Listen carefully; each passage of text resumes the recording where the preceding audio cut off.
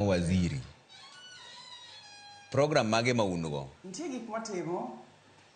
Wan gi program moko mane wachako. Apani onego apim nikech sani ji go mbaka kabisa gik magitimo.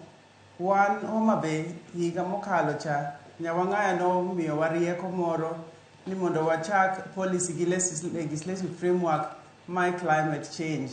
Nikech wach pigni en gima biro higa ka higa. Koro ne waparo ni mondo wago tarubim wane mbele ma waloso Climate Change Act.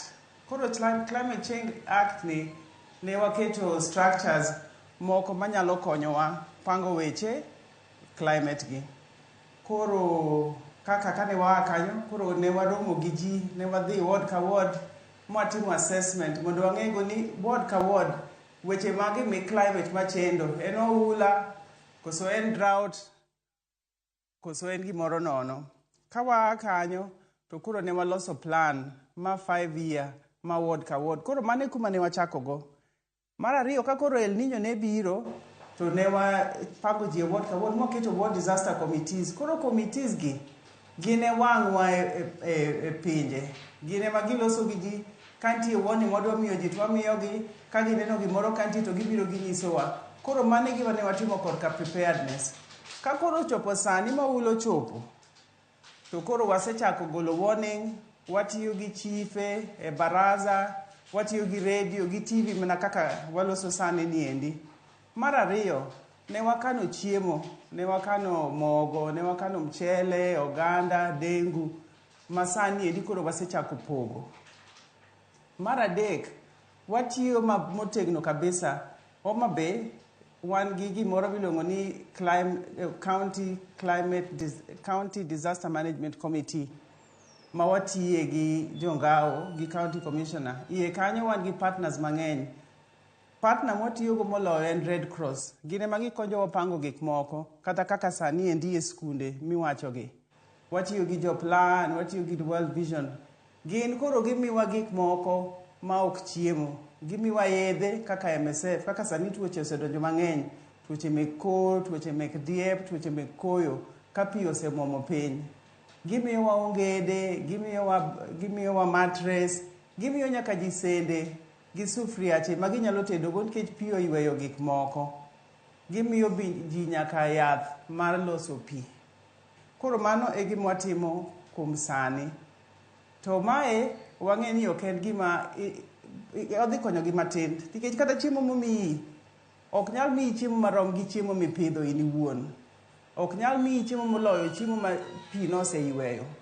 Koro bang' mano wasebedo kwatudre gi sirkal mamalo, wadwa ni mondo walos dikes, River Miriu, River Tende, rivers machando kanyo, hotspots ma pi muome kabisa. Koro mano e gima wasepango ma wadhi chako e jumbe achiel kata ariyo mabirogi, idhi ger dikes ma kon gi kon. Kwasegero dikes go, tibo chwer nam mondo gol lowo. Madhi adhiya machwer nyaka togo. Ing'e ni pi moko koa malo biro gi chilo, biro gi takataka dhi dino dho nam. Koro kendo miyo pi duogo chien. Koro wadhi timo desilting, wadhi timo diking noero. To kwasetieko to wan gi mpango mar pidho bambu e wi dikes kod aluora mar nam kanyo mondo koro pi kik muom. Koro moge mpango ma wan go. Waziri, waduoga ne wach chiemo ni. Chiemo ni en chiemo marom nade to udhi chiwe nyaka karang'o? Usechako chiwe to ji adi moseyude? Wasechako chiwe, ji oseyude osodo, gi kobuya, gi simbi. Wamedo poge, kaka sani chal ni kodhni onyalo budho nyaka kata wige 4 mabiro.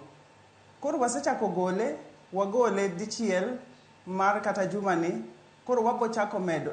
Trevor, gini en gima pile wan kude go wang'eyo ni gin gi chiemo noromo ji omedre, koso ji ok omedre, ginyalo dok, jomoko dok, koso ok odok thuchegi, to wamedo kaka dwarre.